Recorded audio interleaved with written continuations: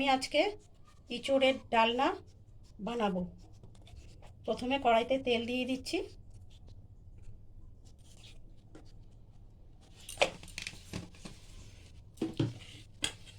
তারপরে তেজপাতা, শুকনো লঙ্কা, গোটা জিরে ফোড়ন দিয়ে দিলাম।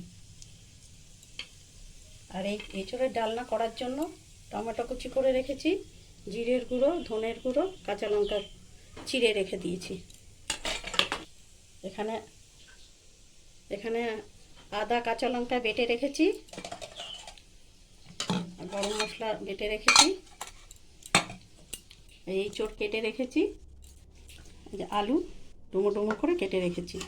এবার আমি শুরু করব। তেলটা গরম হয়ে গেছে, ততক্ষণে প্রথমে আলুটা ভেজে নেব।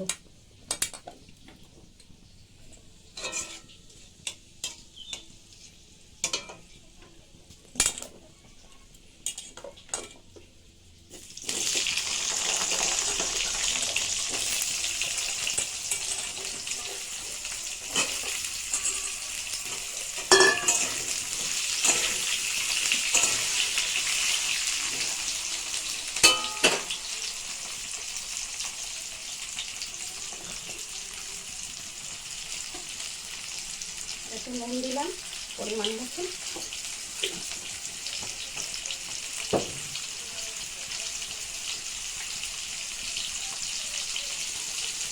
একটু হলুদ দিলাম পরিমাণ মতন,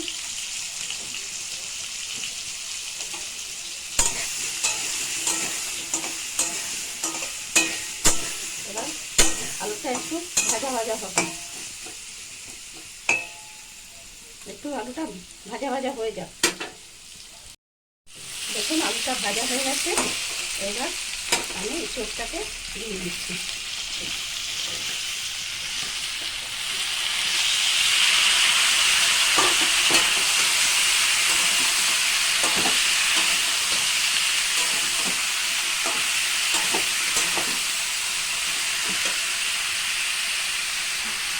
এতে আবারও একটুখানি পরিমাণ মতন নুন দিয়ে দিলাম।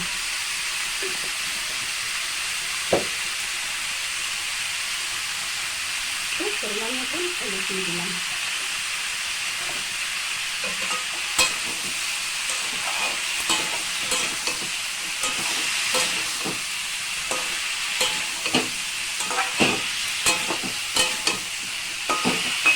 এবার একটু এটাকে ঢেকে রাখবো, একটু ভেতরে ভেতরে নরম হয়ে যাবে। নিয়ে দিলাম। এটা ভেতরে ভেতরে নরম হয়ে গেছে।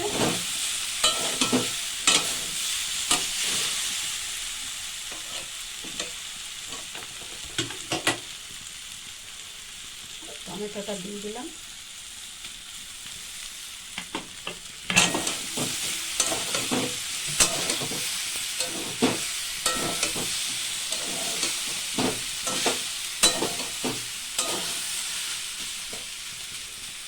আদা কাঁচা লঙ্কা বাটাটা দিয়ে দিলাম। এটা নিরামিষ, সম্পূর্ণ নিরামিষভাবে করা, কোনো পেঁয়াজ রসুনের ব্যাপার নেই।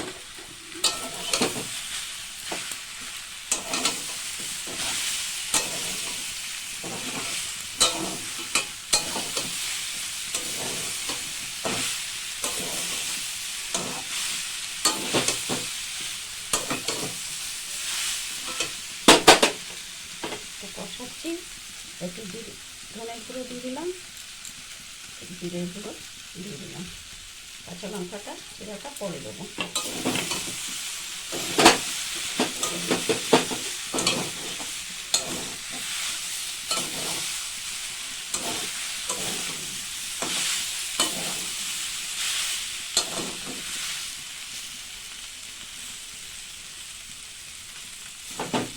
এঁচড়টা সেদ্ধ হয়ে গেছে।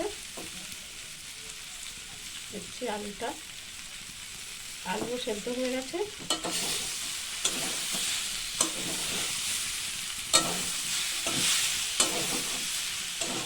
এবার আমি এতে জল ঢেলে দেবো।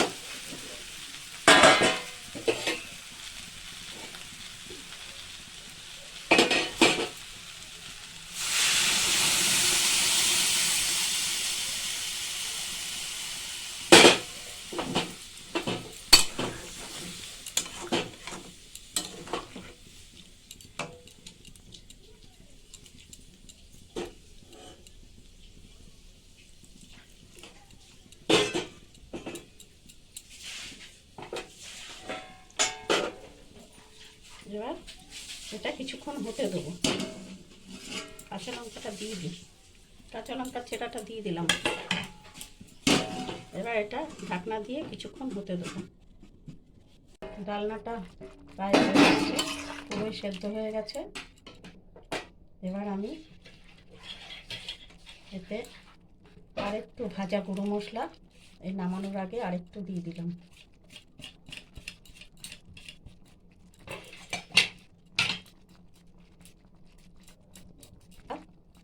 বেটে রেখেছিলাম সেটা দিয়ে দিলাম।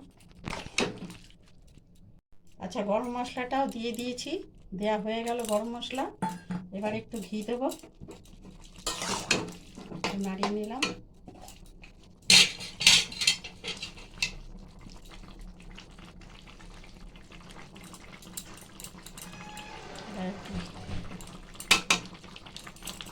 ঘি দিয়ে দিলাম। একটু চিনি দিয়ে দিলাম নামানোর আগে। আমার এঁচোড়ের ডালনাটা রেডি হয়ে গেছে। এবার আমি ঢেলে নেব।